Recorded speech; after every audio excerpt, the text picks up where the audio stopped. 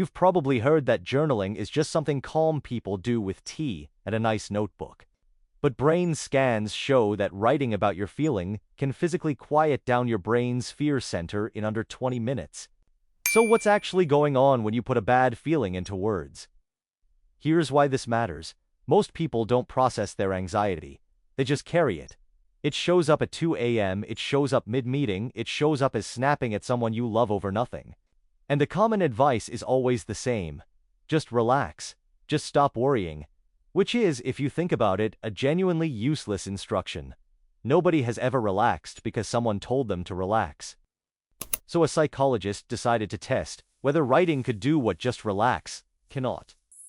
In 1986, a researcher named James Pennebaker ran an experiment at Southern Methodist University. He took a group of college students and split them into two groups.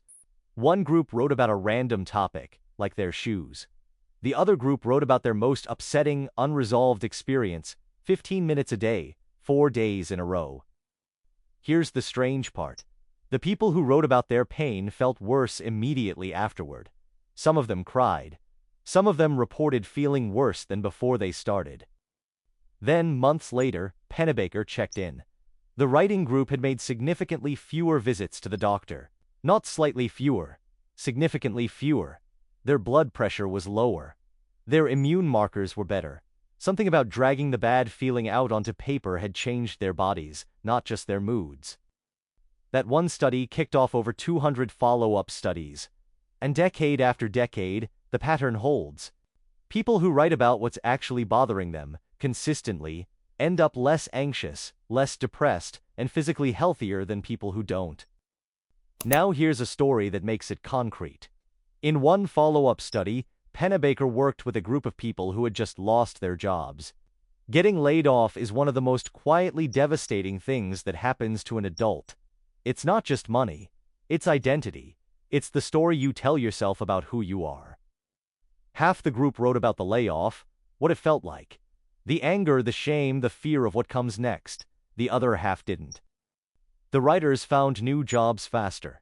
Not because writing hands you a job, but because people who process the emotional wreckage of losing a job stop spiraling long enough to actually function in an interview instead of radiating quiet panic across the table. So why would writing about something upsetting make it less upsetting? Wouldn't reliving it just make it worse? This is where the brain science gets interesting. In 2007, a UCLA neuroscientist named Matthew Lieberman put people into a brain scanner and showed them photos of angry, fearful faces. As you'd expect, their amygdala lit up. That's the brain's alarm system, the part that goes off when something feels threatening. But then Lieberman had participants do one simple thing. Just label the emotion. Look at the angry face and silently think the word angry. The amygdala calmed down immediately, and a completely different part of the brain switched on instead, the right ventrolateral prefrontal cortex, which is basically the brain's supervisor. The reasonable adult in the room. Lieberman's summary of this was almost funny. He said it looked like the brain scans were quietly confirming something Buddhist monks have been saying for a couple thousand years. Name the feeling, and it loses some of its grip on you. So when you journal about being anxious, you're not just venting. You're doing affect labeling. You're taking a raw, wordless jolt of dread sitting in your amygdala and forcing it through language, which physically reroutes it toward the part of your brain that can actually think. This is the turn. The lived experience of writing makes me feel less crazy, and the brain scans showing the amygdala go quiet are the same event, described two different ways. And this connects directly to decision-making, which is really the whole point. An anxious brain is a bad decision-maker. When your amygdala is running the show, you're not thinking, you're reacting. You catastrophize. You either freeze or you make a rash, emotionally driven choice just to make the discomfort stop. A brain where the prefrontal cortex is switched on, meanwhile, can actually weigh options. It can tell the difference between an urgent problem and a Tuesday-shaped inconvenience your nervous system mistook for a tiger. So here's the whole mechanism, start to finish. You write down the anxious thought.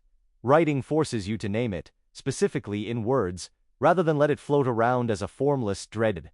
Numbing it activates the prefrontal cortex and quiets the amygdala. A quieter amygdala means you stop reacting and start actually thinking. And a thinking brain makes better decisions than a panicking one. 5 minutes is not an accident either.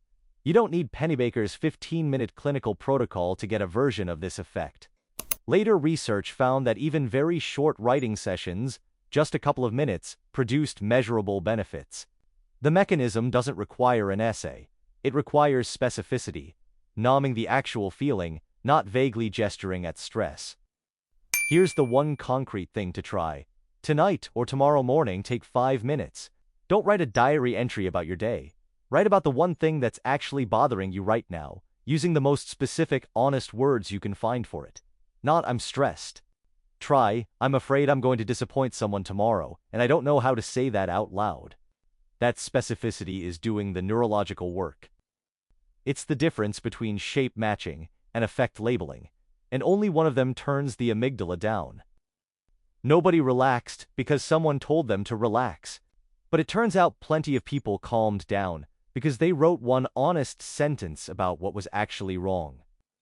So the next time your brain is spiraling at midnight over something you can't fix by thinking about it harder, you now know what to do instead.